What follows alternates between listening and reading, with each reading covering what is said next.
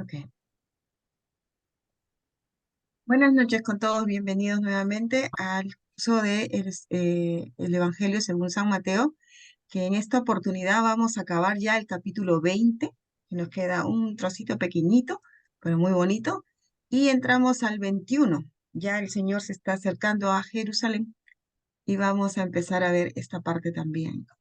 Bueno, y como siempre les digo, vamos a ponernos en presencia del Señor, vamos a quitar todo de lo que traemos de afuera. Hoy día estamos aquí para estar con Él, para aprender de Él, llenarnos de su palabra y agradecerle que haya llenado nuestros caminos y esperemos que los demás se conecten muy pronto. Entonces, ¿alguien desea hacer la oración de hoy día que va a estar en la pantalla en unos momentitos?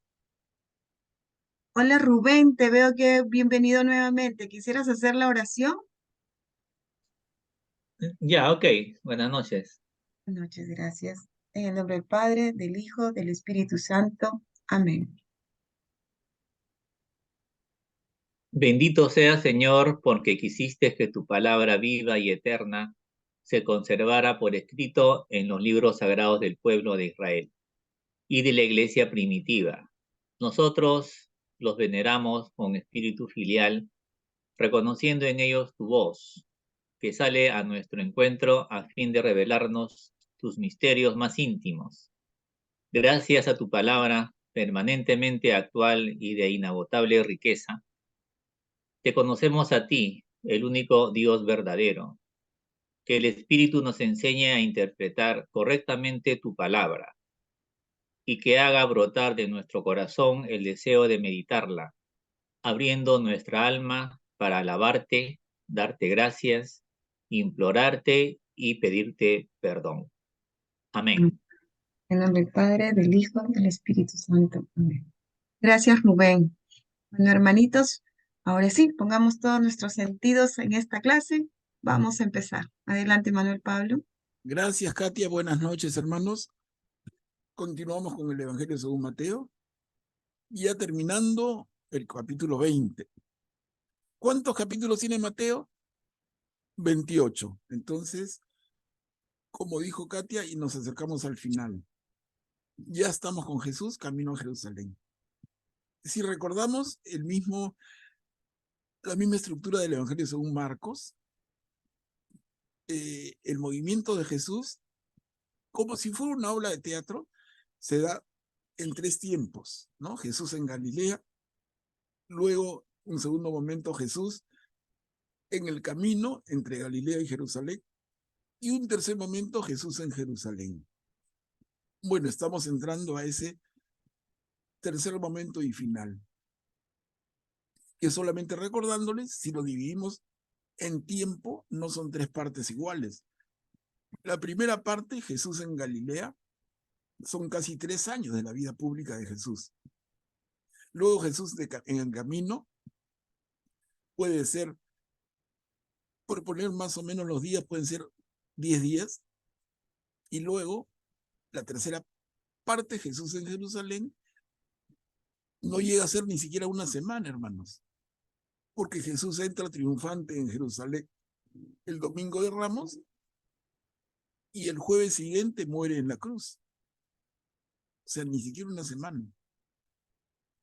Entonces son 3 partes, pero cada una tiene una duración en términos de la propia vida de Jesús bien diferente. Bueno, retomamos entonces nuestro estudio. Estamos en el capítulo 20, finales.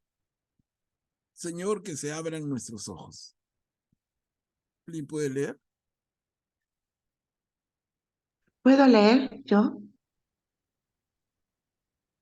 Claro, Mary, adelante. Bien. Señor, que se abran nuestros ojos. Cuando salieron de Jericó, mucha gente siguió a Jesús. Había 2 ciegos sentados al borde del camino y al enterarse de que pasaba Jesús, comenzaron a gritar, Señor, Hijo de David, ten piedad de nosotros. La multitud los reprendía para que se callaran, pero ellos gritaban más, Señor, Hijo de David, ten piedad de nosotros. Jesús se detuvo, Los llamó y les preguntó, ¿qué quieren que haga de ustedes? Ellos le respondieron, Señor, que se abran nuestros ojos. Jesús compadeció de ellos y tocó sus ojos. Inmediatamente recobraron la vista y lo siguieron. Gracias, Mary. Miren qué bella perícopa, cortita, pero bellísima y potente, cargada de mensaje. En primer lugar, porque un poco nos invita a la lectura, veamos rápidamente el contexto en este camino de Jesús, ¿no? Dice, salieron de Jericó y mucha gente siguió a Jesús. Hace un momento, antes de la lectura de Mary, yo les decía, estamos entrando a la tercera parte de la vida de Jesús, que es Jesús en Jerusalén. ¿Y eso qué tiene que ver con lo que hemos leído? A ver, ¿quién me ayuda, hermanos? Así rapidito. No nos detengamos mucho, pero siempre yo les insisto, hagamos un esfuerzo para que no nos quedemos en el aire. Entonces, ¿qué tiene que ver Jesús en Jerusalén con el inicio de esta perícopa?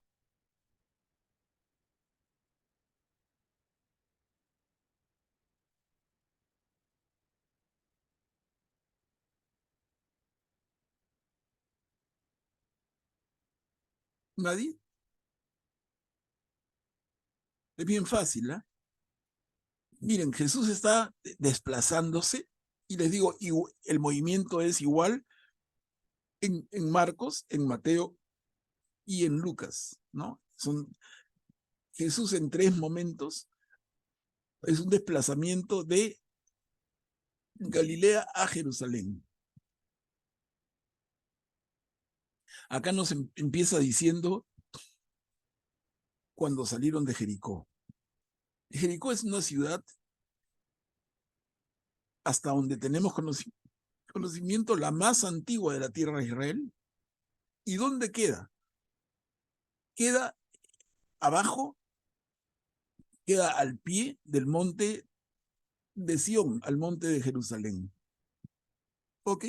Entonces, si Jesús viene de el norte y va a subir a Jerusalén, tiene que pasar por Jericó.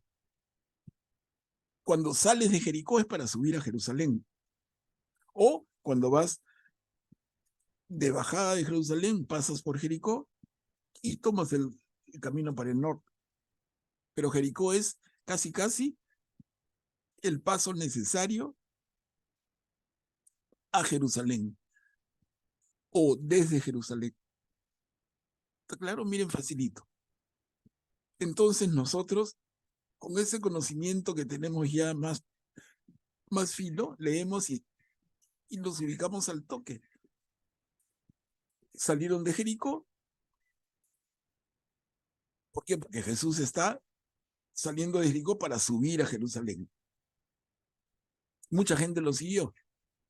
Pero habían 2 ciegos sentados al borde del camino. Al enterarse que pasaba Jesús, comenzaron a gritar.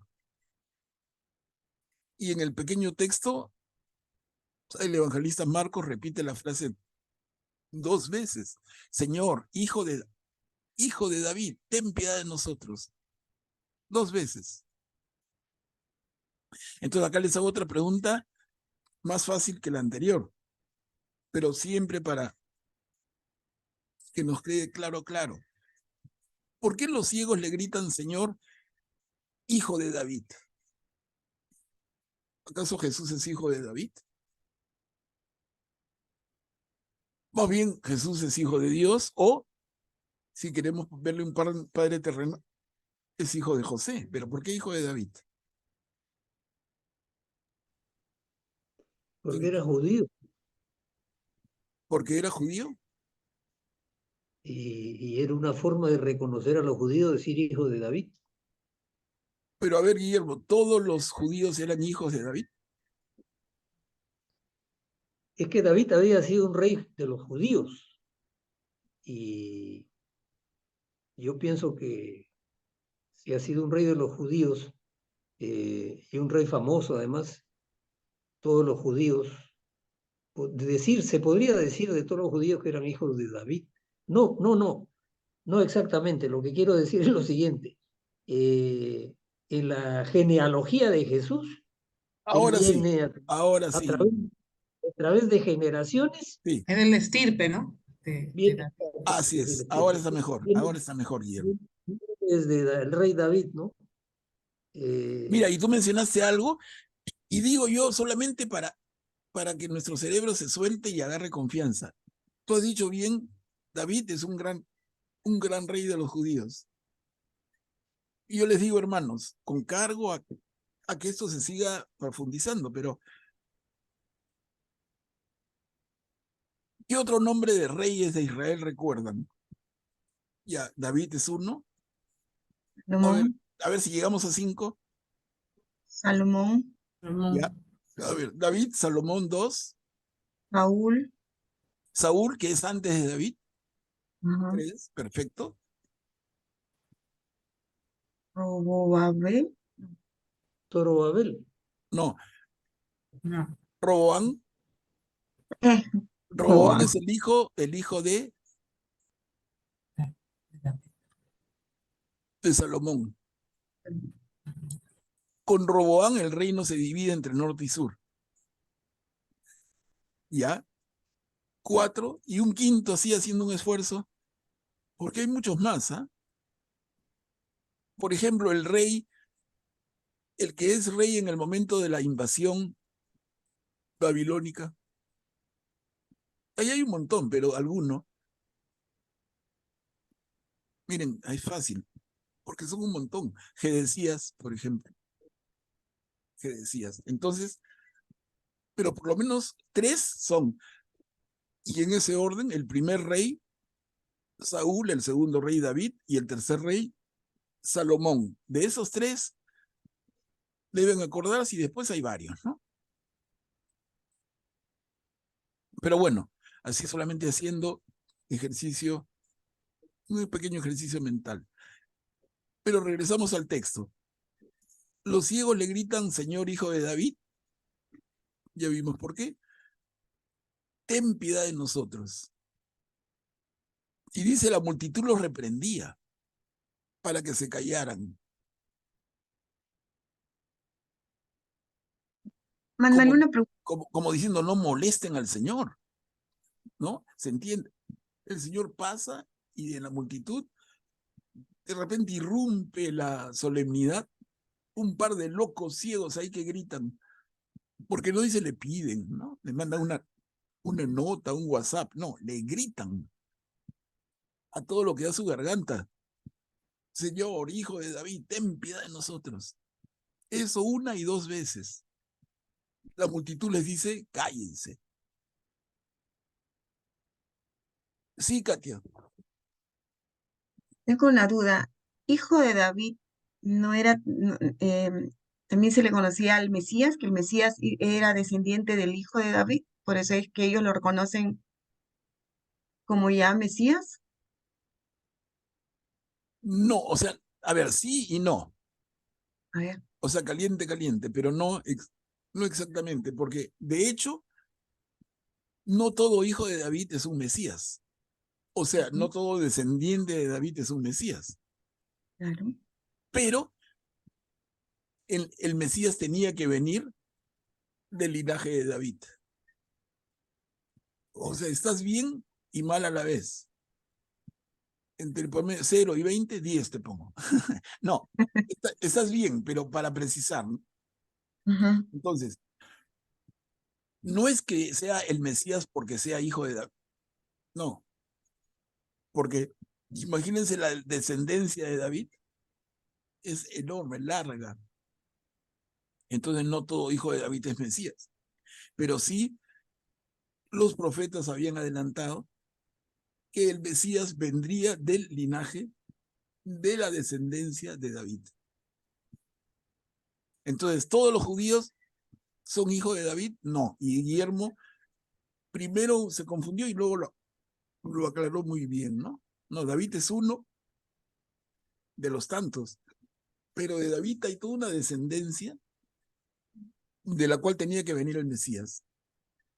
Y por eso la insistencia de Mateo, cuando nos habla al principio de su evangelio de que Jesús nació en Belén, por ejemplo, y nosotros lo conocemos como Jesús de Nazaret, hijo de María de Nazaret. Belén está en el sur, muy cerquita de Jerusalén, y es la tierra de David. Nazaret está en el norte, muy cerca del mar de Galilea. Entonces ahí, bueno, no tiene sentido que entremos en una discusión si nació en Belén o Nazaret, pero le digo, la discusión existe.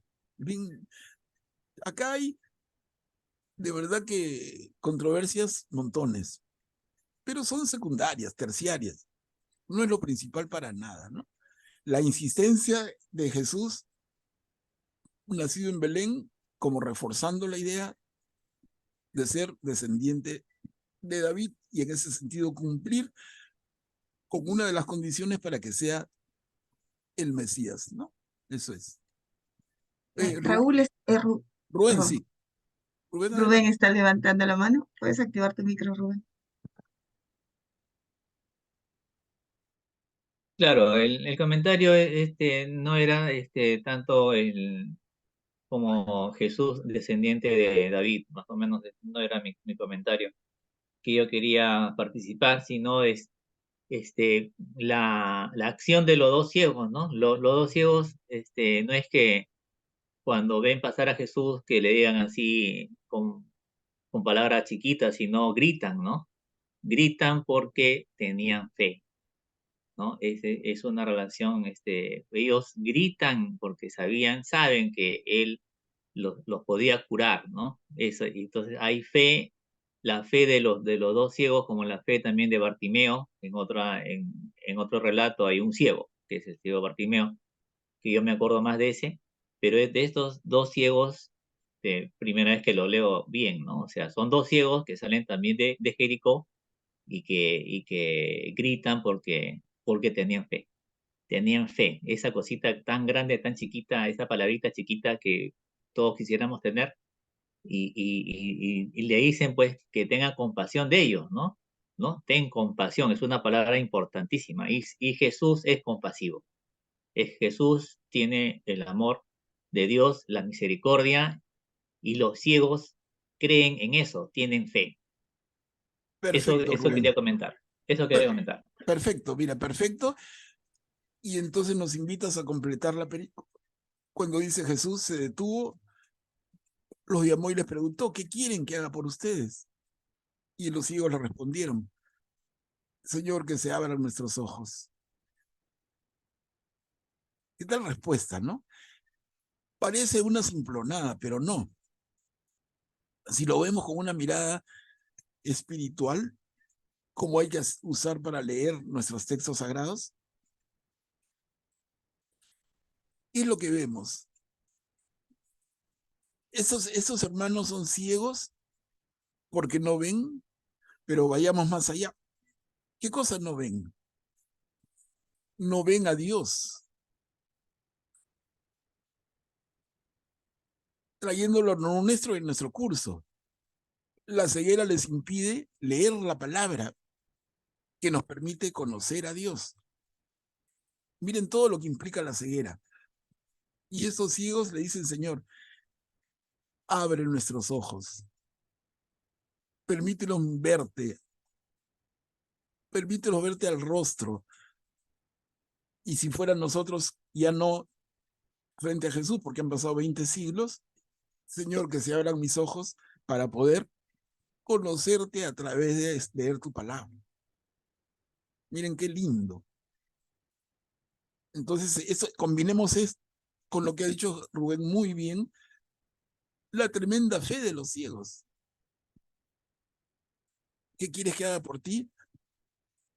Nos preguntaría Jesús, y alguno de nosotros le contestaría, Señor, te pido que abras mis ojos para leer tu palabra.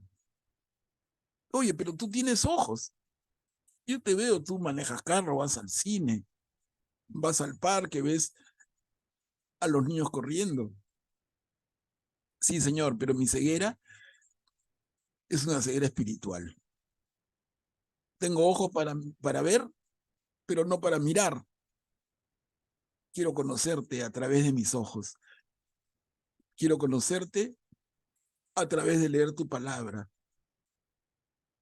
Bueno, y la perícopa concluye con que Jesús se compadeció, ese sentimiento tan de Jesús, tan humano, compadecerse.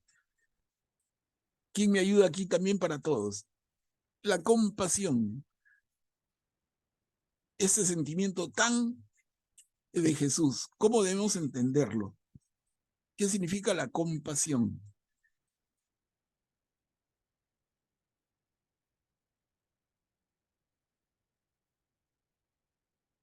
Porque es solidaridad, sí.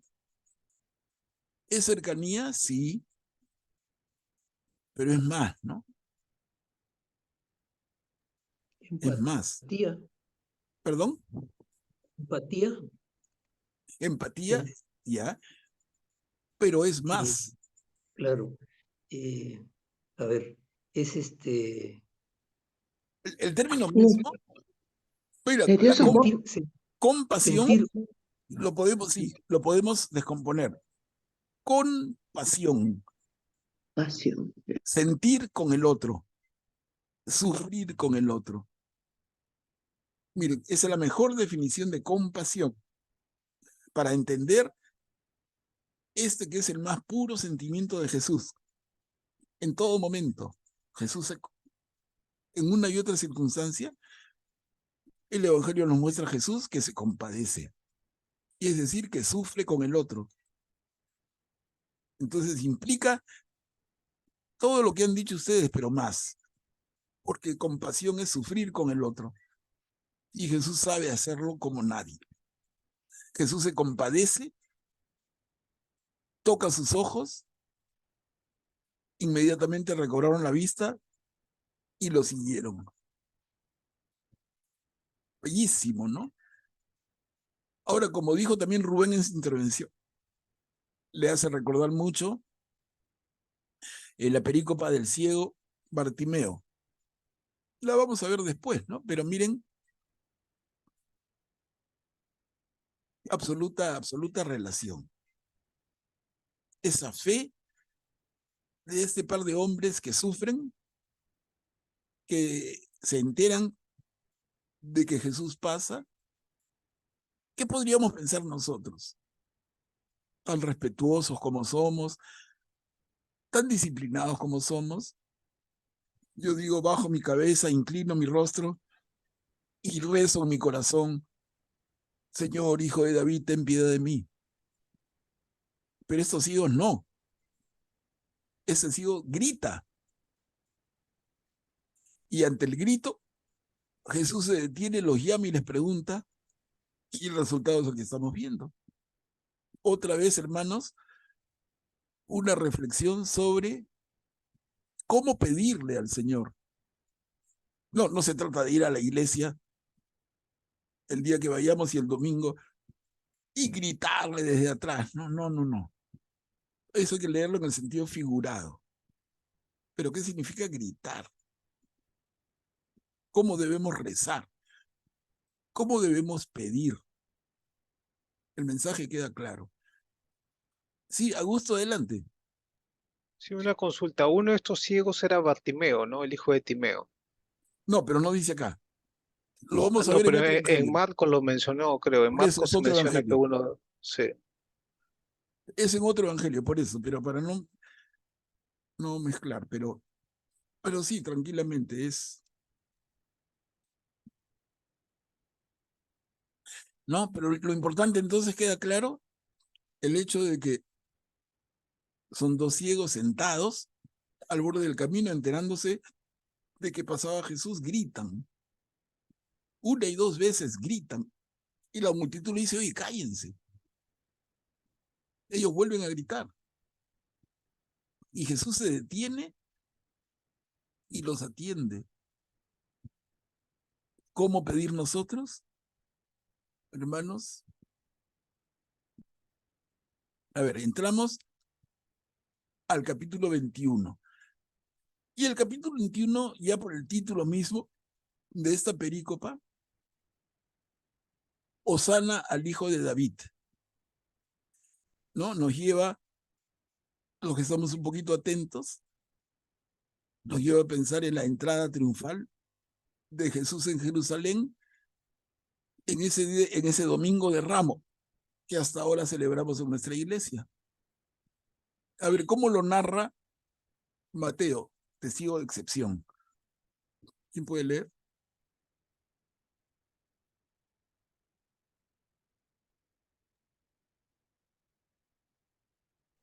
¿Desea leer? Yo leo si nadie más quiere leer. Adelante, Guillermo.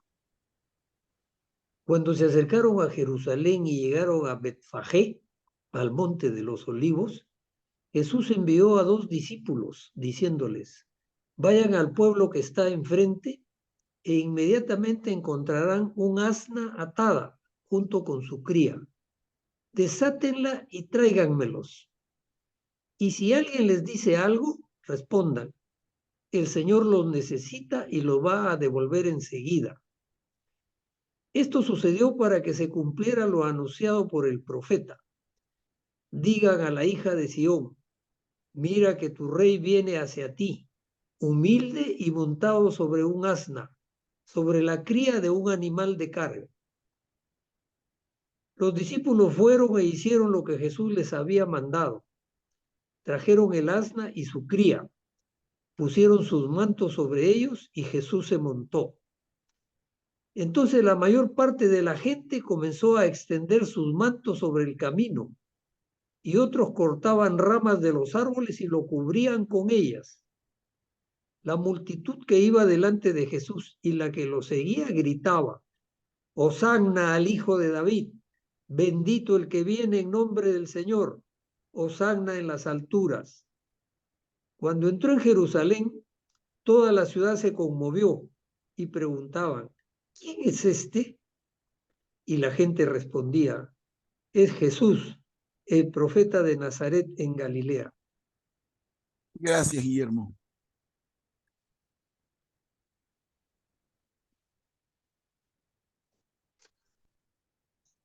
Clarísimo, ¿no? Es lo que nosotros celebramos, como les adelantaba, el Domingo de Ramos. Es el domingo anterior, inmediatamente anterior a la celebración de la Semana Santa. Es el domingo anterior al Domingo de Resurrección. Y esta es la narración que al respecto hace Mateo.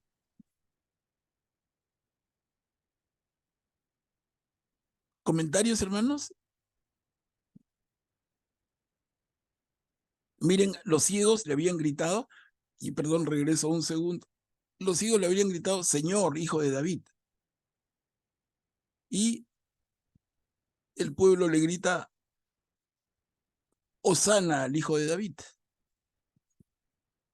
Reconocen estos ciegos, o este pueblo de Jerusalén, reconocen en Jesús al Hijo de David.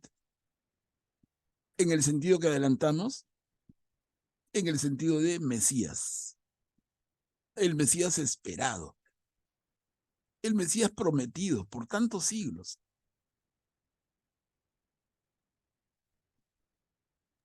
Rubén, Rubén está adelante. levantando. Adelante, Rubén. Sí,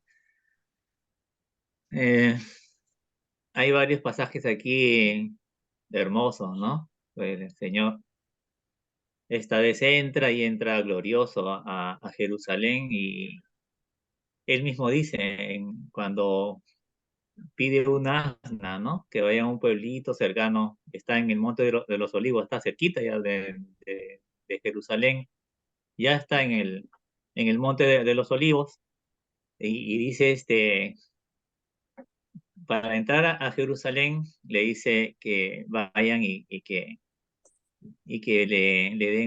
le consigan un asna. y él también dice, el Señor lo necesita. O sea que, como que, ojalá pudiéramos ser nosotros transportadores del Señor, ¿no? Ser como ese asno que llevamos al Señor, porque Él es el Señor, ¿no? Nosotros quisiéramos ser sus discípulos, los amigos de Jesús, ¿cómo no? Pero Él es el Señor, ¿no? Si quisiéramos llevar al Señor cargado o dentro del corazón. Él dice, el Señor lo nos necesita a nosotros para poder hablar de Él, para poder evangelizar a la gente que no lo conoce.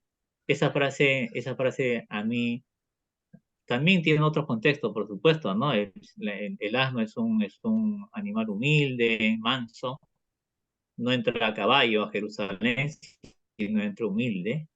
También es otro comentario. Pero el comentario que más me recuerda es cuando las palabras de Jesús dice, el Señor lo necesita. El Señor nos necesita. Ujú. Nada más. Gracias, Rubén. Miren, en la línea de reflexión de nuestro hermano Rubén, ¿no? Jesús entra a Jerusalén montado sobre una cría de un animal de carga.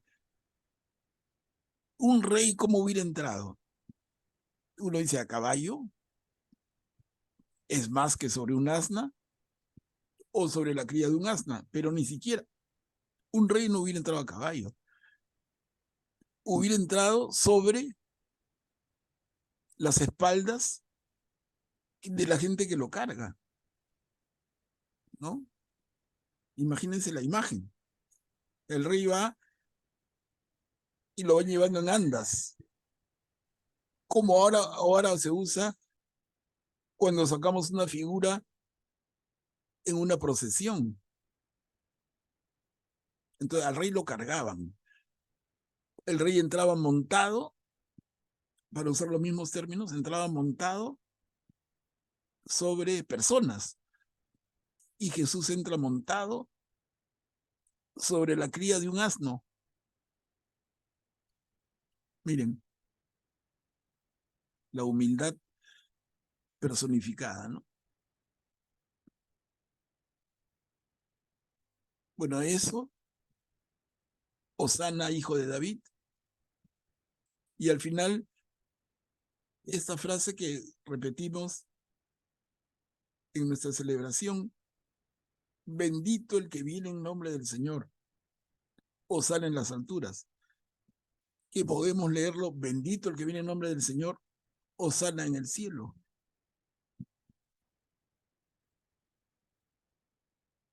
¿Cuántas cosas hay, hermanos, en nuestra celebración cristiana católica, que es frasecitas del Evangelio? Nos quedamos, pero perplejos cuando vamos notando. Y cuando gente pregunta, ¿quién es este? Otros dicen, es Jesús, el profeta de Nazaret en Galilea. Otro respondería, es Jesús el Mesías. Es diferente, ¿no? Pero el Mesías refiriéndose a qué contexto de Mesías. Ya lo hemos comentado varias veces. No es el Mesías como nosotros lo entendemos hoy. Es el Mesías entendido en la imagen de el liberador del pueblo, el Mesías prometido. Así como Moisés fue Mesías y sacó al pueblo de la esclavitud en Egipto, así como Ciro fue Mesías, a pesar de no ser israelita, judío, y sacó al pueblo de la esclavitud de Babilonia, ¿no? En ese sentido ven el mesianismo de Jesús. Pero en fin, son cosas que se van presentando. No sé, ¿alguien más que quisiera comentar, hermanos? Un texto muy lindo. Manuel Pablo, acá cuando dice, eso sucedió para que se cumpliera lo anunciado por el profeta, digan al ejército: "Oh, mira que tu rey viene hacia ti, humilde y montado sobre un asna, sobre la cría de un animal de carga". Ellos en este momento estaban preparándose para celebrar, ¿no es cierto?, la Pascua. Entonces ellos lo tenían eso presente. Entonces por eso es que al ver a Jesús entrar, creo, por eso es que lo reconocen, ¿no? Dicen Hosana. Ya Jesús ya entra y ya está revelando que Él es el Mesías, ¿no? Cuando entra de esa forma. Yo lo veo así. Claro, pero es en la lectura, Katia, en la ventaja que tenemos de la retrospectiva. Claro, de lo que Claro, tú ya ya lo sabes lo que de lo pasó. que pasó. Claro, es como cuando ya viste una película por primera vez y los actores se van revelando. Si la vuelves a ver porque es buenísima, ya la entiendes mejor, ¿no? Y desde que aparece el primer actor, ya tú sabes qué va a hacer y si es bueno o malo, cómo va a desempeñarse. O sea, nosotros ya conocemos el cuento, pero en el momento que ocurre es mucho más difícil, ¿no? Claro, pues, como ellos ya extienden los mantos y le dicen Hosana, claro, Claro, ¿no? Está reconociendo al Mesías. claro. Pero el Mesías, repito, no como lo entendemos, ¿no? Ujú. Sino como lo esperaban ellos. Claro, al Es, líder. es el liberador, es el Sí. líder que el pueblo esperaba. Sí. Augusto está levantando la mano. Adelante, Augusto. Sí, quería comentar sobre los dos tipos. El Mesías que comúnmente esperaban los judíos era aquel que los iba a liberar de la opresión romana, ¿no? El Mesías liberador con ejército que se iba a ser un rey poderoso como el rey David. Hay otro Mesías prefigurado, en este caso en Zacarías 9:9, ¿no? Que no hemos llegado, claro, pero Que, o sea, que es justamente lo que del profeta que está diciendo en esta pericopa, ¿no? Está hablando de Zacarías 9:9, ¿no? claro, Augusto, el problema es que nadie llegaba a Zacarías 9:9, entonces no, No, pero aquí está, en la pericopa mismo están diciéndolo. ya, Digan al hija de Sión, mire que tu rey viene a ti, humilde y montado sobre un asna, sobre el crivo animal de carga. O sea, es un rey que viene humilde, montado sobre la criba. O sea, es, digamos, un Mesías que no era como, o sea, no era la imagen normal de un Mesías. O sea, no lo hubieran reconocido por esto, digamos. claro. Yo prefiero, bueno, cuestión de estilo, yo prefiero no adelantarles autores y libros de la Biblia que no hemos visto. Yo juego con las pocas herramientas que tenemos y poco a poco vamos construyendo. Porque si hacemos referencia a otros libros, cualquiera se marea, ¿no? Pero si quieren tomarlo, yo también somos libres y democráticos, pero no me parece como metodología. Los jueves estamos viendo profetas y recién el jueves vamos a empezar con Jeremías. Luego de unas semanas vamos a llegar a Zacarías y a todos los demás.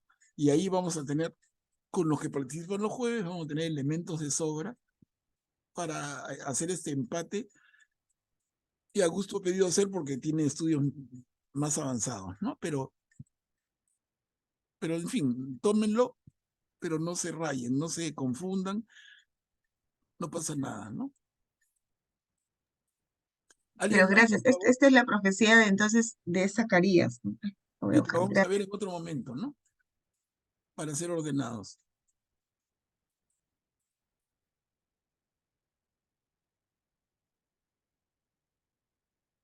Ahora, definitivamente el que lee su Biblia, después de clase, agarra su Biblia y lee esto y lee los pies de página, el pie de página lo va a llevar a Zacarías también. Pero yo no quisiera yo meterles tanta información que los mareo, ¿no? ¿Y qué significa Osana? Osana, Sálvanos, me parece que es, ¿no? Osana lo Osana, usamos en misa también. Osana, sí. Osana. Osana significa salva ya. Claro, Salva. Señor, salva ya. Como claro. quien dice Gracias. ahora, ¿no? Salva Y ya. es un término que se usa siempre, todos los domingos. Siempre repetimos y muchas veces no sabemos. Salva ya. Gracias, Rubén. Claro, y en ese caso también les recomiendo, si hay, bueno, este es un buen momento, pero si tienes esa duda, regresa de la misa a tu casa después de hacer tus cosas. Mira, basta que pongas en el internet Osana y te salen 500 definiciones, ¿no? Pero Yo les transmito, no se queden con la duda. ¿Tienen la duda meses y años? No, sean más curiosos, ¿no? Entonces, bacán, este es un momento de preguntar. Pero pueden hacerlo siempre, si siempre lo escuchamos. En fin, ¿no? A ver, vamos a seguir. Mi casa será llamada casa de oración. Esta perícopa viene inmediatamente después de la entrada triunfal de Jesús en Jerusalén, de acuerdo con Mateo. No dice, después que Jesús ha entrado a Jerusalén, entró en el templo. Vamos a ver en otro evangelio el momento de esta visita, entre comillas, al templo. Es otro, ¿no? A ver, ¿quién lo puede leer, chiquito?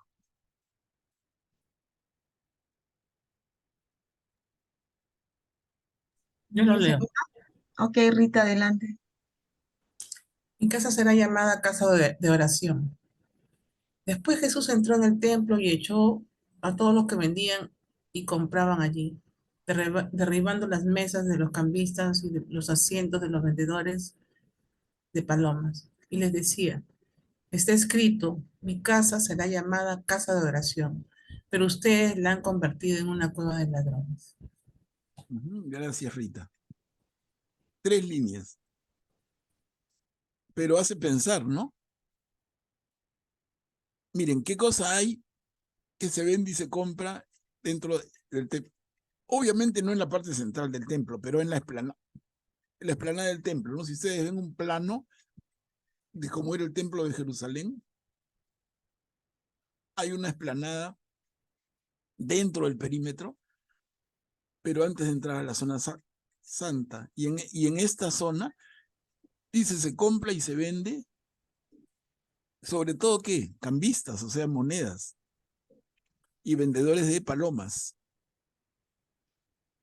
¿Qué entendemos ahí? No sé si les queda claro.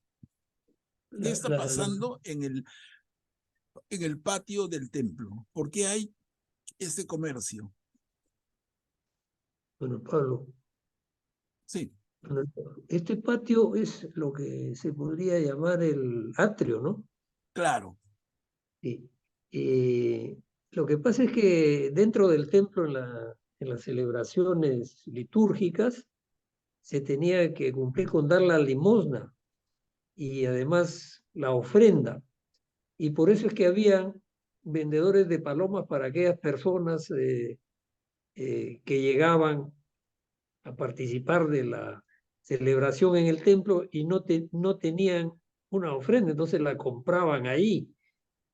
Y en cuanto a las monedas, me imagino que era para la gente que quería una moneda y hacía el trueque, ¿no? Entregaba algo y el cambista le daba una moneda a cambio para entregarla como limosna. Podría ser eso.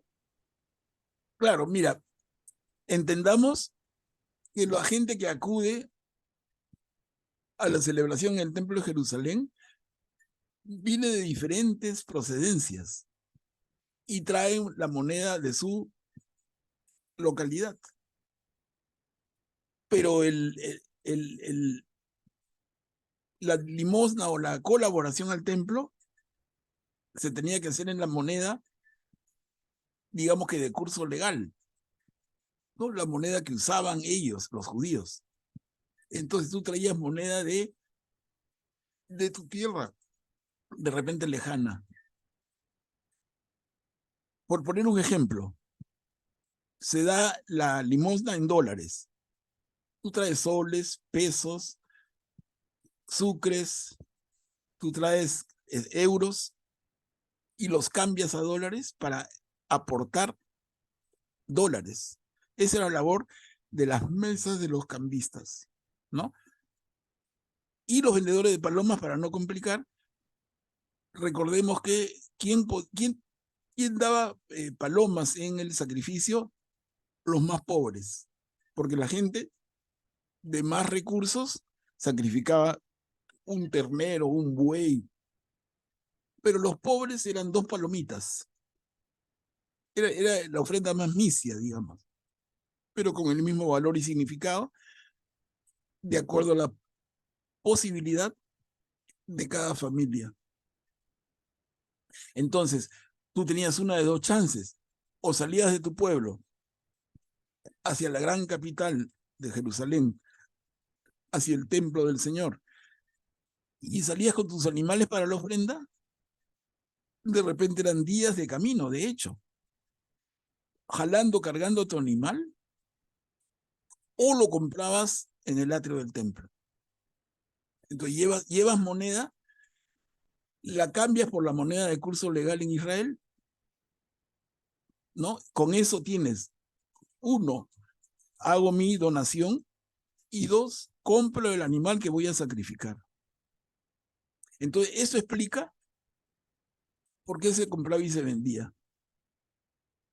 No es que fuera un mercado de otro tipo. Ahora Jesús dice, han convertido la casa de mi padre en una cueva de ladrones. ¿Por qué?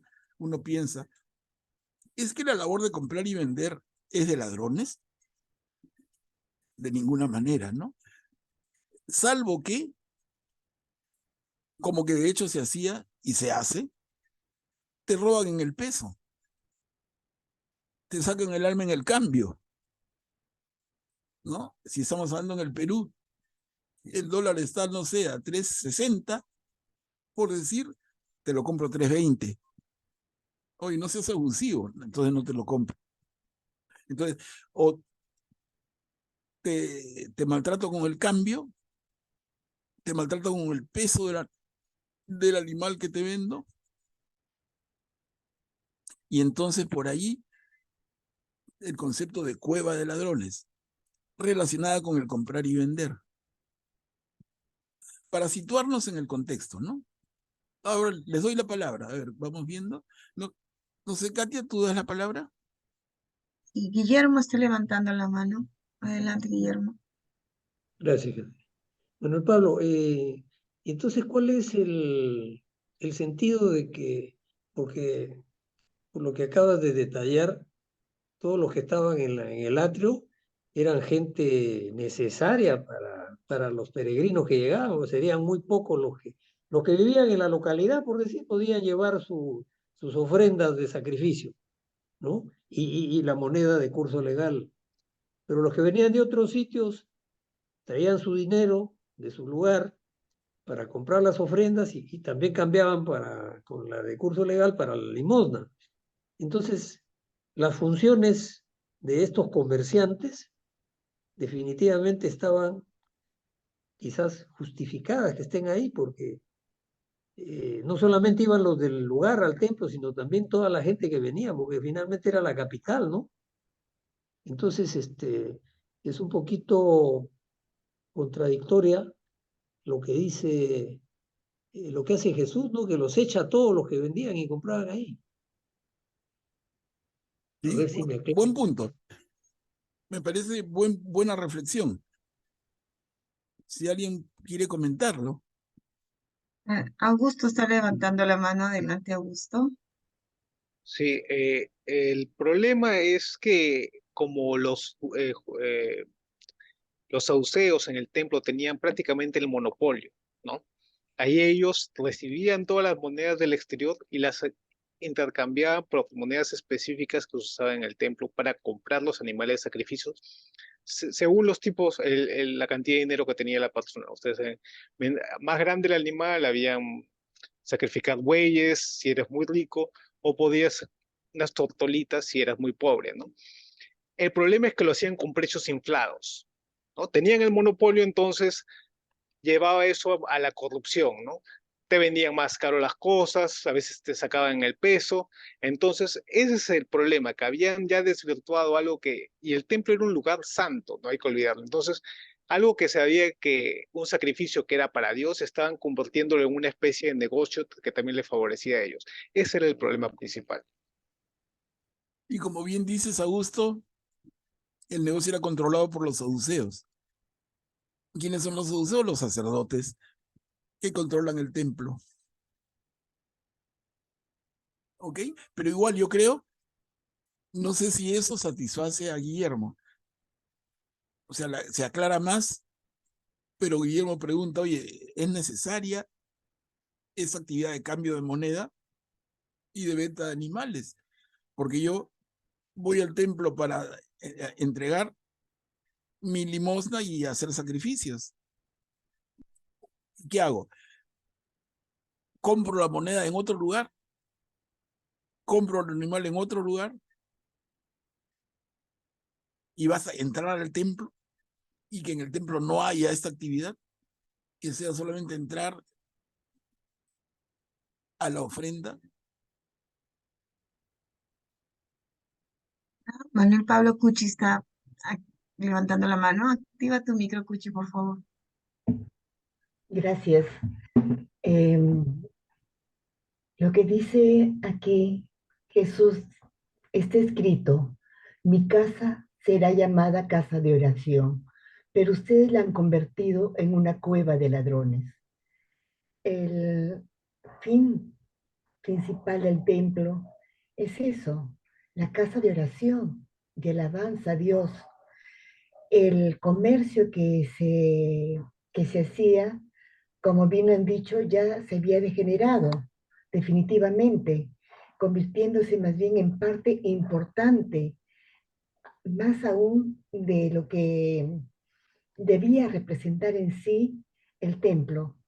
Ya Jesús también lo decía, misericordia quiero, mas no sacrificios. Eh, y esto realmente se ve aún, yo lo veo, en ciertos pueblos de acá de mi tierra, se arman las ferias, se arma todo, y es un bullicio, es un alboroto. Uno entra a la iglesia y el ruido, todo lo que están haciendo fuera, eh, realmente perturba. Falta de respeto, falta de amor, es una falta de todo. Y bueno, esa es mi opinión, que no encontraría Jesús de bullicio, y qué más cosas, menos la, el fin principal, alabanza a Dios por sobre todo, en mi opinión. Gracias, Cuchi. Entonces, a ver cómo vamos quedando. A ver, vamos. Creo que hay más opiniones, Katia. Y Augusto está levantando la mano, Augusto. Una pequeñita, solo me acaba de hacer recordar el comentario de la señora Cuchi, que es algo muy parecido a lo que pasa hoy día, lo que comentaba el padre Rosel hoy día en su homilía, de las fiestas patronales, ¿no? Cómo a veces se desvirtúa el culto y algo que la fiesta de Santiago, que debe ser una fiesta para unirnos en oración, por un mártir que ha hecho tanto servicio por la iglesia, se desvirtió en una, como se dice, una chupadera en los pueblos, en el que más importante es el alcohol y la diversión descontrolada, y el santo nada más lo tienen de nombre y se desvirtúa todo y algo así no tan grave, por supuesto, como ahora, como la generación actual, pero algo así estaba pasando en el templo de Israel, ¿no? Ya se había desvirtuado el sacrificio que se hace a Dios, se había desvirtuado un poco y ya se le estaba dando mucha importancia a la ganancia económica, cuánto podemos sacar de aquí, de allá, y también aprovechándose de estas leyes de Levítico que no permitían pues que en el templo de Dios haya la imagen de ninguna otra persona, ¿no? Y las monedas de otros lugares venían con la imagen de los reyes. Entonces, aprovechándose de esto, decían, no podemos aceptar eso, lo comemos a nuestra moneda, pero a este precio. Entonces, aprovechándose de todo, habían sacado ya la vuelta a la ley y estaban un poco corrompiéndola, ¿no? Muy parecido a lo que pasa hoy, sacándole la vuelta a las fiestas religiosas para corromper y hacer cosas que no tienen lugar.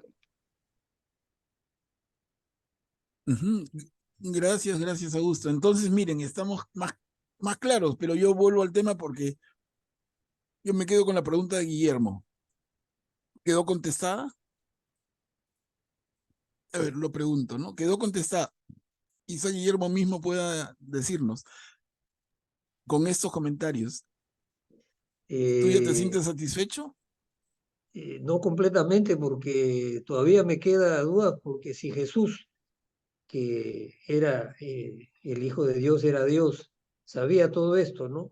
Sabía que la profecía decía que tenía que entrar a Jerusalén montado en la cría de un asna, etcétera, ¿no? Sabía todo esto y sabía todas estas corruptelas que tenían los sacerdotes del templo, ¿no? Que tenían el monopolio del comercio ahí, de todo. Entonces,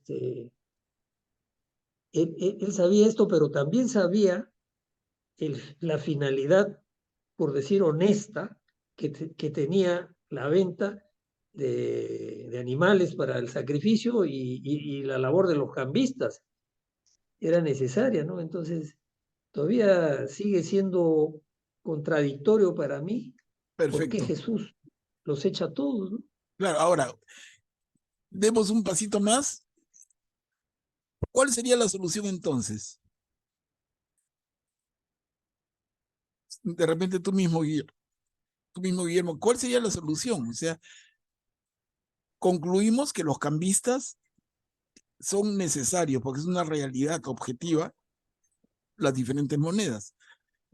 Concluimos que tiene que darse la facilidad de la venta de animales para el sacrificio para aquel que viene de lejos y no ha venido jalando su animal o cargándolo. Entonces, ¿cuál es la solución? ¿O no la hay? Yo Yo creo que creo que sí. yo creo que la solución podría ser en el sentido de que Jesús los echa como una reprensión a lo que estaban haciendo mal, ¿no? Y pienso que los saduceos, que como dijo Augusto, eran los que controlaban esto, este, se sienten o se ven descubiertos en lo que quizás ellos mismos propiciaban o eh, protegían que se haga eso, ¿no? Dice, no, no está bien, efectivamente, entonces la cosa vuelve a ser bien hecha como al comienzo. Los cambistas cambian al tipo justo y los que venden los animales los venden por el precio justo y no roban en el peso, ¿no? Ni engañan. Creo que eso podría ser la... Claro, pero una solución más radical dentro de esa misma línea para mí, no sé, yo lo leo y me parece sencillo. ¿Qué pasa si, porque es necesaria la actividad de cambio de monedas y es necesaria la venta de animales? Pero ¿qué pasa, hermano, si se hace fuera de los muros del templo? Que no sea negocio de los saduceos, que no sea negocio de los sacerdotes y que se haga fuera de los muros. Entonces, entras al templo y en el templo es una casa de oración, es un lugar de culto, pero no uses mi espacio para hacer comercio y todavía comercio con truco, ¿no?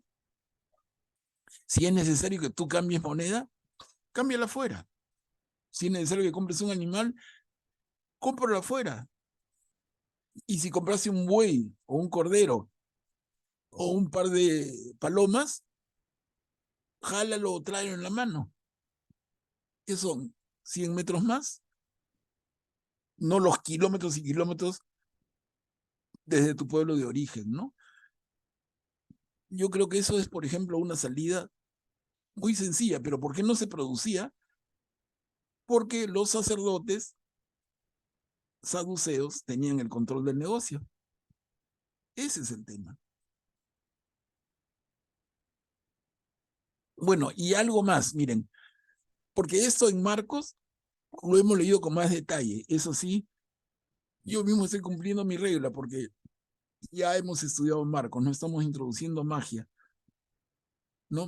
Marcos da más detalle. Pero, ¿qué vemos aquí que es raro? Yo les adelanto. Imagínense, en el atrio del templo se hacen estas compras y ventas con trampa. Y entra alguien y hace lo que dice aquí el texto. derriba las mesas y los asientos, ¿no? En otro evangelio nos cuenta más, ¿no? Jesús enfurecido voltea las mesas, tira todo al suelo y grita y vocifera. Pero, ¿qué podría parecer un poco extraño en esta escena? No, y les digo, imaginemos. Es un excelente ejercicio. Imaginemos la escena, ¿no? Este es un recinto donde hay gente en sus mesas cambiando monedas y vendiendo animales. Y entra alguien que resulta que se llama Jesús y se pone a gritar y a voltear las mesas, a botar todo el piso, a generar un desorden de la patada. ¿Qué respuesta esperaríamos? ¿Qué respuesta esperaríamos normalmente? Yo digo, no hay orden en este que lo templo. apresen. Claro, Augusto. No hay orden en el templo. No hay autoridades en el templo. Entonces, así como está mal que el templo se convierta en una cueva de ladrones, también está mal que en el templo alguien entre y voltee mesa y nadie puede hacer nada. En otro evangelio hemos leído que es más largo el texto y dice, ¿quién es él? Preguntan los dirigentes judíos. ¿Quién es él para actuar de esta manera? ¿No? ¿Qué derecho tiene para actuar de esta manera? Y es un tema que tampoco así, en la misma línea de reflexión de Guillermo, tampoco tiene mucho sentido en nuestras cabezas del siglo XXI, ¿no? Porque es que alguien entra en este recinto y voltea las mesas de los cambistas y tira las sillas, los animales se sueltan y yo estoy mirando, yo soy autoridad y pregunto, oye, ¿quién es ese caballero? ¿Qué autoridad tiene para hacer lo que está haciendo? Yo me pregunto eso o inmediatamente doy la orden, agarren al loco. No pasan ni un minuto, estoy seguro, y los guardias que existían, que son los que atrapan a Jesús en el monte Getsemaní, los guardias del templo, antes de un minuto están agarrando a ese, tildándolo de enajenado, de revoltoso, ¿no? Lo agarran 2 a cada brazo y lo inutilizan. Pero lo que leemos es algo como que Jesús lo hace y lo miran. Oye, ¿y por qué lo hace? ¿Qué autoridad tiene para hacerlo? Esa no es una respuesta, ¿no? Entonces son textos construidos y hay que buscar el sentido del mensaje. Y a ver si lo que viene tiene que ver. No, en este caso ya no, pero en otro evangelio hay más detalle, ¿no? En lo que les comento.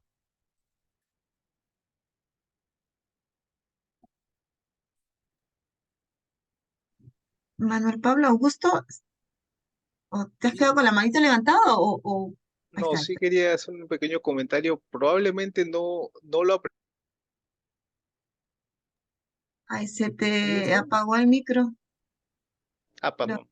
Probablemente no lo apresaron como tenía gente a favor de él, mucha gente que incluso lo aclamaban como el Mesías.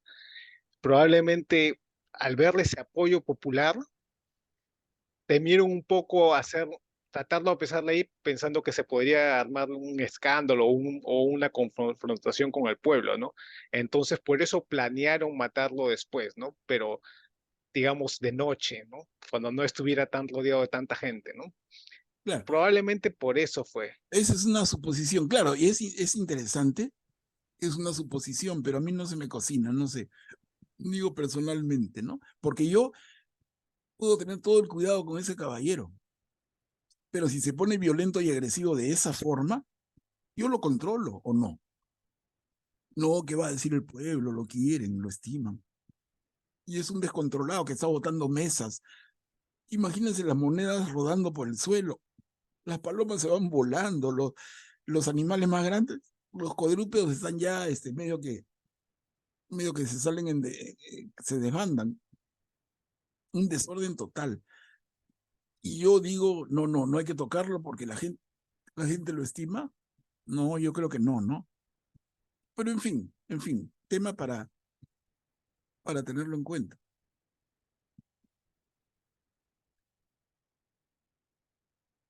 Sí, Guillermo, estabas haciendo... Y Sí, luego bajó la manito. Sí, sí, Manuel Pablo, la subí y la bajé, pero en realidad lo que quería era decir lo siguiente, ¿no? Lo que a mí me parecía contradictorio con todas las cosas que has dicho tú y las demás intervenciones, me queda claro que la actitud de Jesús es una actitud humanamente comprensible. ¿Por qué? Porque él era el que llevaba la palabra, el que traía el mensaje de Dios Padre y, y se da cuenta que esta gente, a pesar de la utilidad del servicio que prestaban, habían corrompido el servicio, pues, ¿no? Y entonces su actitud, desde ese punto de vista que descubro ahora a la luz de todo lo que se ha dicho, me parece justificado que lo haya hecho, ¿no? Y las cosas quedan así porque el evangelista no nos dice más después de las 3 líneas de esta perícopa. Pero debemos asumir que, o suponer que esa reacción de Jesús justificada como hijo de Dios le sirve de lección y tanto los cambistas como los vendedores de palomas y los demás comerciantes corrigen su actitud a futuro. pero ojo, Guillermo, está bien, pero ojo, los cambistas y los vendedores de animales tenían un jefe, que eran los sacerdotes. El negocio era de los sacerdotes. Al final, el capo del negocio era el saduceo. Estos eran sus agentes, ¿no? Interesante para pensarlo. Jenny está levantando la mano. Adelante, Jenny. ¿Qué tal? Sí, bueno, mi comentario es respecto de que no me parece que Jesús se haya descontrolado. Me parece más bien es como cuando un papá quiere llamar la atención a un hijo, tal vez o sea, alza la voz, pero es más que nada para que el hijo reaccione, ¿no? Por ejemplo, a mí me pareció una vez que de niña que estaba jugando con uno, mejor dicho, un chiquito me dijo, hay que jugar a que cruzamos la pista rápido y ya para así como la emoción, ¿no? Y un señor que era mi vecino vio eso y me gritó bien feo, ¿no? Pero no era porque el señor estuviera descontrolado, bueno, se había asustado también, pero es básicamente para que yo me asuste y me dé cuenta de que yo estaba arriesgando mi vida, que me podía atropellar un carro, ¿no? Algo así, ¿no? O sea, es como llamarles la atención a ellos para que se den cuenta de la gravedad de lo que están haciendo, que para ellos es una cosa común y silvestre, normal, pero no lo es, ¿no? Eso es lo que yo veo, ¿no? Que no es tanto que él haya perdido, digamos, el control y que reaccionó mal ante algo, ¿no? Eso es lo que pienso. Claro, Gracias, también Jenny. yo he tomado mi Biblia un ratito acá, Mateo 21, 12. 21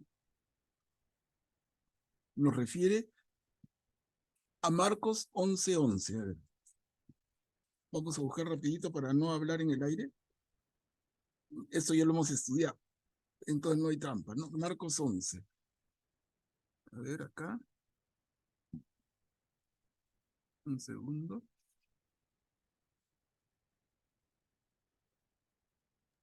Marcos 11:15 sería.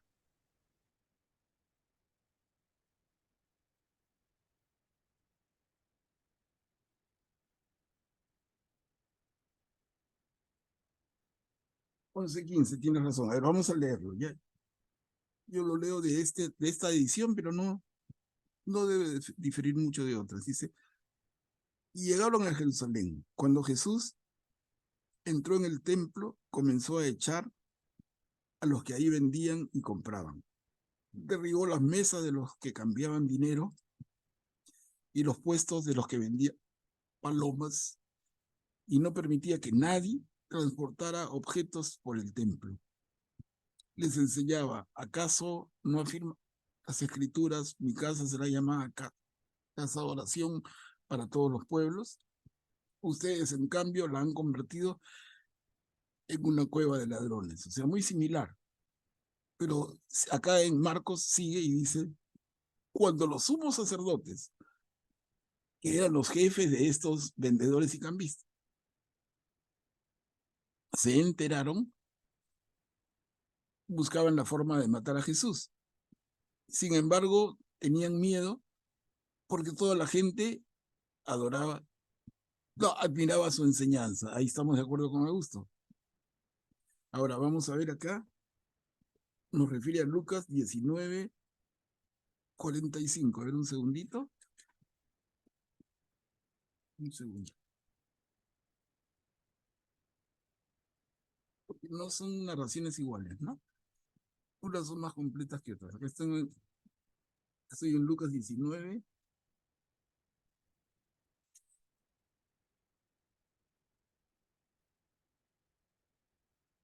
Lucas lo cuenta, a ver, lo leo.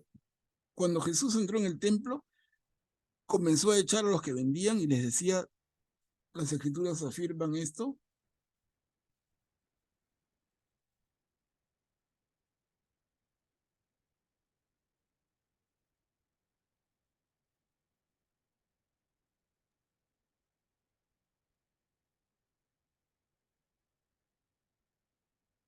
Juan 2:13. A ver, un ratito.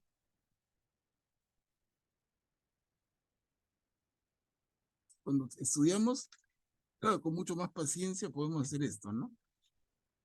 En el Evangelio según Juan, capítulo 2, versículo 13, dice: se acercaba la Pascua de los judíos y Jesús subió a Jerusalén. En el templo encontró a los que vendían bueyes, ovejas y palomas, y a los que cambiaban dinero instalados en sus mesas. Jesús hizo un látigo con unas cuerdas y echó a todos del templo con las ovejas y los bueyes. Tiró al suelo las monedas y derribó las mesas de los que cambiaban dinero. Y a los que vendían palomas les dijo: saquen esto de aquí, etc. Los judíos reaccionaron preguntándole: ¿qué signo nos das para actuar así? Jesús les respondió: destruyan este templo y en 3 días lo levantaré. Y no entendieron, ¿no? Pero vamos a la reacción. O sea, cuando pasa esto, el Evangelio según Juan, precisamente, capítulo 2, versículo 18, los judíos reaccionaron preguntándole, ¿no? ¿Qué signo nos das para hacer esto? Y yo digo, ¿es que esa sería una reacción natural? ¿O la reacción natural sería decirle: guardias, agarren a ese loco, ¿no? Con todo el respeto de que es Jesús, pero miren, interesante. Probablemente sea porque los judíos que estaban en ese momento cuando hizo eso no eran pues los sacerdotes principales, ellos se enteraron, como habla en otro evangelio, después. Entonces probablemente los que estaban ahí se sorprendieron con esa actitud y decían, y como lo veían que venía con un montón de gente, y decían: ¿con qué autoridad haces eso, no? Claro. Probablemente O después sea, ya informarían a pero los mira, sacerdotes para que hicieran algo al respecto. en este atrio donde hay comercio, monedas, ¿no hay guardias? Les digo, es para pensar Claro, cualquier debe cosa. haber algunos guardias de los sacerdotes, De todas definitivamente. maneras, ¿no? Imagínate, Sí. es como que en la puerta del banco no hay guardias. Imagínate, ¿no? Manuel, aquí puedo leerla lo que dice la Biblia del Pueblo, la explicación, aquí abajito. Claro. Dice, lo primero que hace Jesús al entrar en Jerusalén es purificar el templo. Se trata de una acción simbólica en un ámbito restringido con un gesto de autoridad que desacredita la autoridad oficial y religiosa. El comercio de ganado y de moneda en el patio mayor del recinto del templo se prestaba a múltiples abusos tolerados por la autoridad, y Jesús rubrica su gesto combinando dos citas del Antiguo Testamento. Bueno, este hecho es una de las acciones más representativas de Jesús. Reclama una conversión profunda, una vuelta a la alianza de amor con Dios, y este gesto era muy peligroso porque atentaba contra los fundamentos de un sistema firmemente establecido. La doctrina de Jesús, ratificada con su praxis liberadora, tenía que exasperar a los dirigentes judíos. Cuestionar la imagen tradicional de Dios, del templo, de Jerusalén, de la ley, era blasfemo.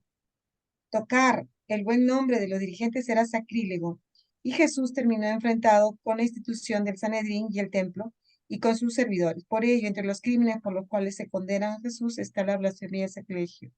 Y bueno, y sí, más Claro, adelante. claro, pero está perfecto, ¿no? Acá hay un enfrentamiento claro entre Jesús y los sacerdotes del momento, que como hemos repetido hasta el cansancio, no son los sacerdotes de siempre del pueblo de Israel, son los saduceos, ¿no? De eso ya hemos hablado. Entonces, aquí Jesús se enfrenta a los saduceos y al negocio de los saduceos, negocio que hacen en el templo. Entonces, la casa de mi padre será llamada casa de oración y ustedes lo han convertido en un negocio, en una cueva de ladrones, ¿no? Está claro. Lo que hay detrás entonces, y a eso quería llegar finalmente, es este claro enfrentamiento de Jesús, no con el pueblo, de Jesús y la clase sacerdotal, que es una clase sacerdotal advenediza, ¿no? Porque no son los sacerdotes que son los descendientes de Aarón, el hermano de Moisés, para nada, no son los saduceos, son otros, que entran al poder y al manejo del templo a raíz del triunfo de la rebelión de los macabeos.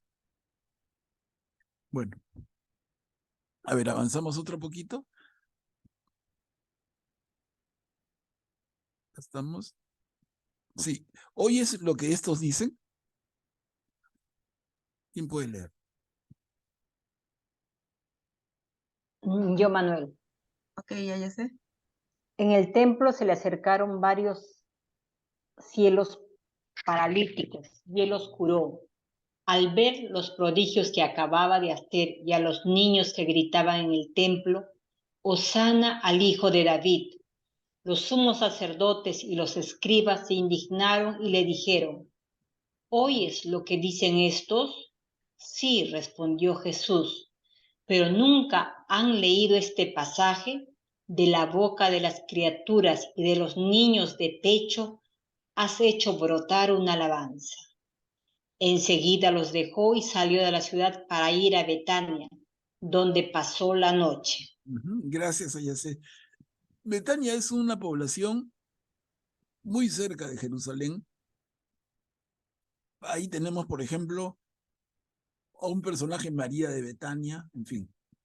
¿No? Entonces Jesús, en esta semana en Jerusalén, pasa el día en la ciudad, pero de noche se retira a Betania, donde descansa y seguramente en casa de esta familia amiga.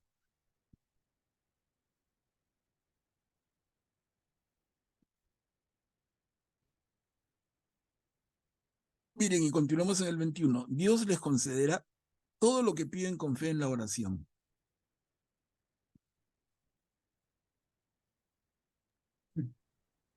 ¿Puedo leer? Dios les Perdón, concederá todo lo que pidan con fe en la oración. A la mañana temprano, mientras regresaba a la ciudad, tuvo hambre. Al ver una higuera cerca del camino, se acercó a ella, pero no encontró más que hojas. Entonces le dijo: nunca volverás a dar fruto. Y la higuera se secó de inmediato. Cuando vieron esto, los discípulos dijeron llenos de asombro: ¿cómo se ha secado la higuera tan repentinamente?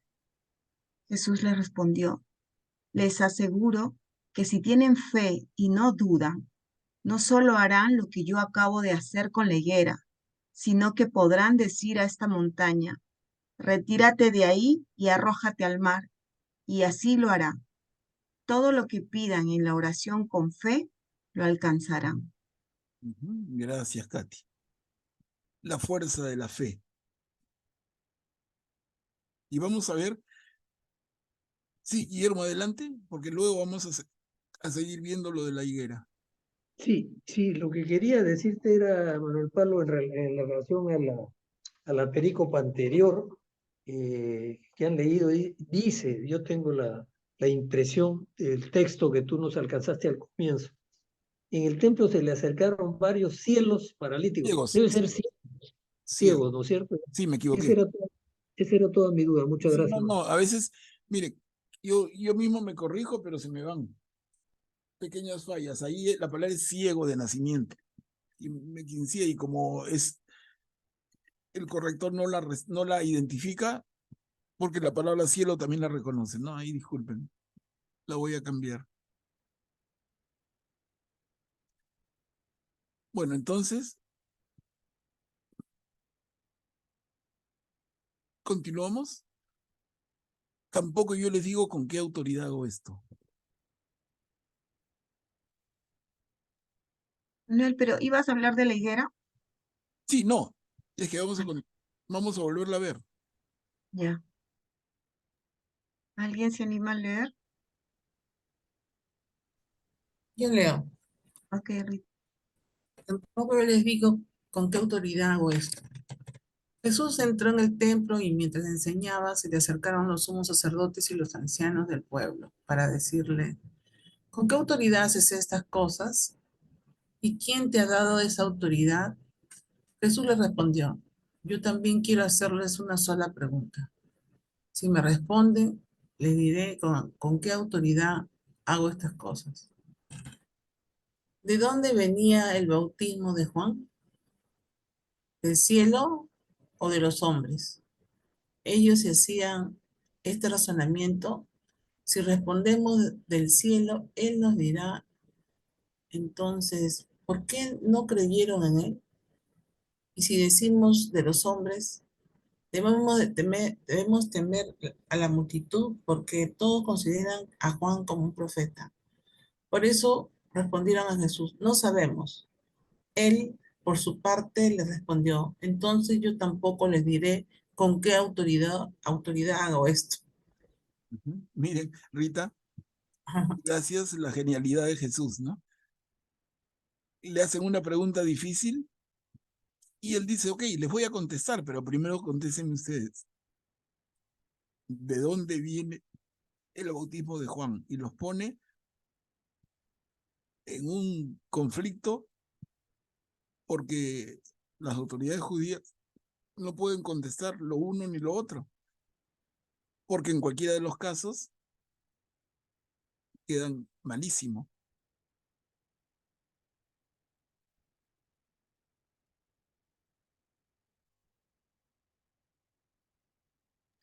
¿Augusto?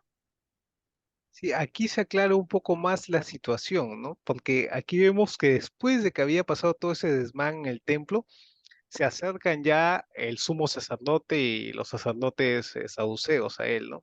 Es decir, en el templo, como había probablemente tanta gente y tan poco, o sea, es como si ahora hay 100 personas y hay 3 policías en una plaza. Vienen las 100 personas de improviso y rompen algo. Los policías se meten, se quedan paraditos porque no tienen suficiente gente. Al siguiente día ahora sí tratan de poner una trampa a Jesús para que diga una blasfemia, ¿no? Para que se proclame hijo de Dios, para que diga que él es Dios. Entonces ahí, ya con esa blasfemia, no era que solo había tumbado las cosas en el templo, ahora una blasfemia tenía un peso superior y lo podían confrontar al pueblo y ponerlo en contra del pueblo, ¿no? Pero aquí Jesús no cae en esa trampa, ¿no? Entonces ya después ya ven otra forma de hacerlo, ¿no? Tratan ya de apresarlo ya cuando no haya tanta gente, ¿no? Pero ya se va aclarando un poco más la situación aquí. Perfecto, perfecto comentario. A ver, y avanzamos. Juan vino por el camino del plan de Dios.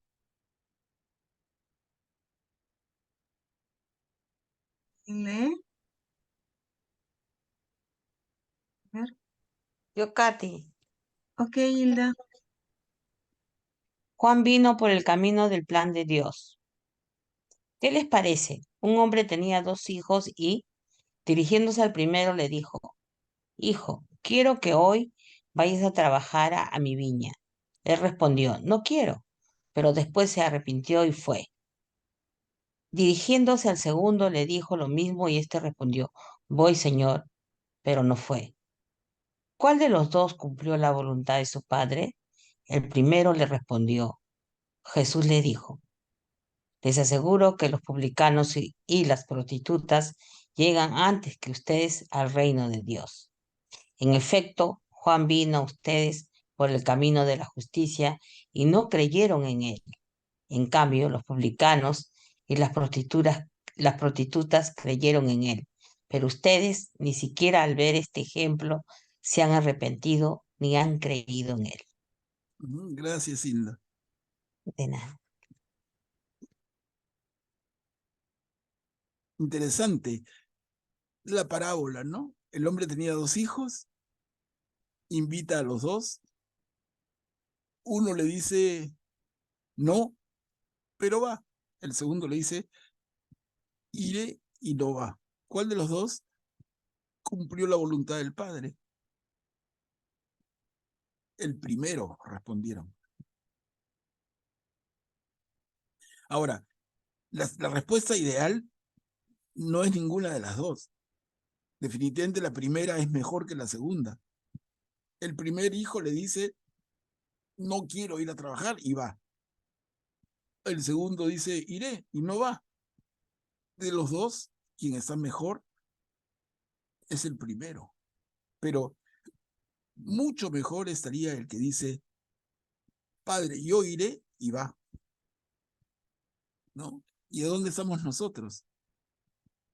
Por eso habla de publicanos y prostitutas que creen en él, que como que le contestan, no quiero, pero terminan yendo contra el pueblo masivamente, como nosotros, en nuestra gran mayoría tibios, ¿no? Le respondo, sí, Señor, y no voy. Y no me refiero no ir al rito, no ir a la misa, no, a eso sí, no faltamos, ¿no? Entonces la iglesia nos invita a una serie de actividades, de ritos, y los cumplimos. Pero eso es lo que espera el Señor. No espera mucho más de nosotros, y en eso que espera, a lo que yo le digo sí, no voy, y se refiere específicamente a las obras de la fe, a las obras de caridad, a la relación con el otro, que siempre mencionamos, porque siempre llegamos a eso, ¿no? Es una tremenda reflexión. Y a ver, vamos al siguiente para terminar este capítulo 21. Es este poquito y un cachito más. Arrendará la viña a otros viñadores.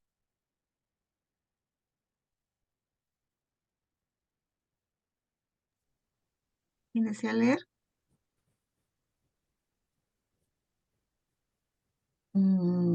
¿Seti? ¿Podrías leer? Activa tu micro, está apagado el micro.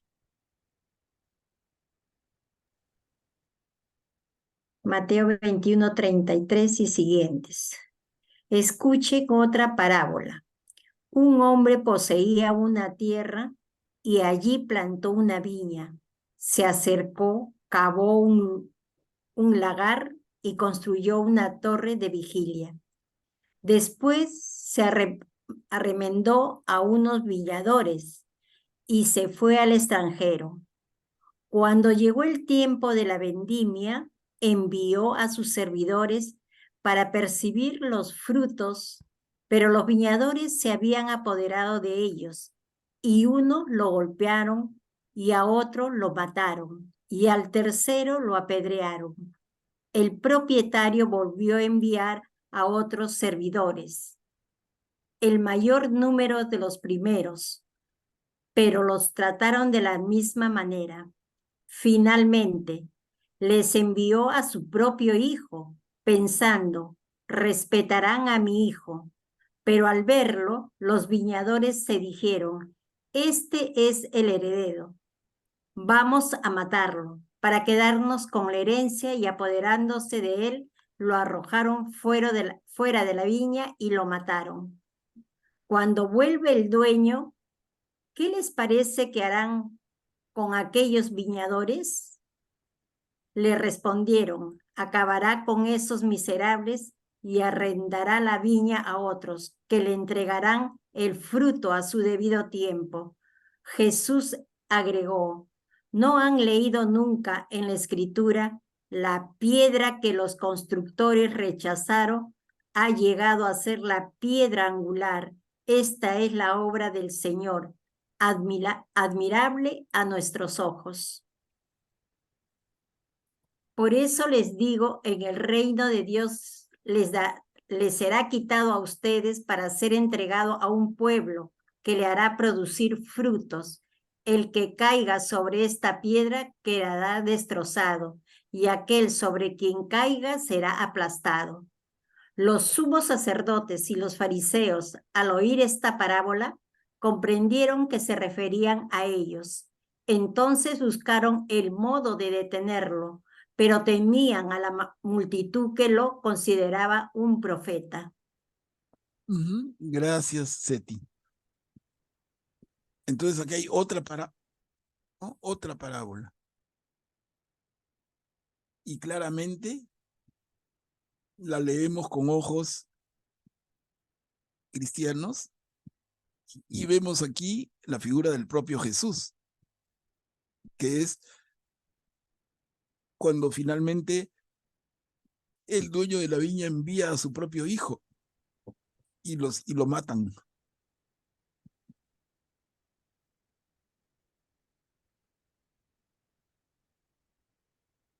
Y los que van antes que Jesús, los vemos claramente. ¿Quiénes eran? En esa misma mirada cristológica, cristocéntrica, son los profetas, ¿no? Entonces, el dueño de la viña, el Señor, envía a los profetas, no les hacen caso y sucede lo que señalan, ¿no? Los golpean, los maltratan, los matan, los apedrean. Finalmente el propietario manda a su hijo, lo matan. ¿Qué es sino la historia del pueblo elegido? Miren ustedes. Y con esto terminamos el capítulo 21. Quedamos aquí para la siguiente. Muchos son llamados, pero pocos son elegidos, ¿no? El capítulo 22, con el que iniciamos el próximo jueves. Perdón, el próximo martes, después de Fiestas Patrias. ¿Ok? Si hubiera algún comentario, bienvenido.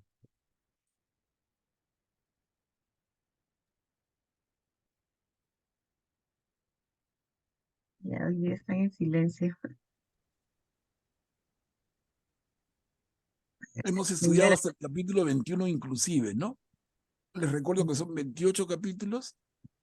Ya estamos con Jesús en Jerusalén. Entonces lo que va a venir de aquí rápidamente es el desenlace de la obra de Mateo.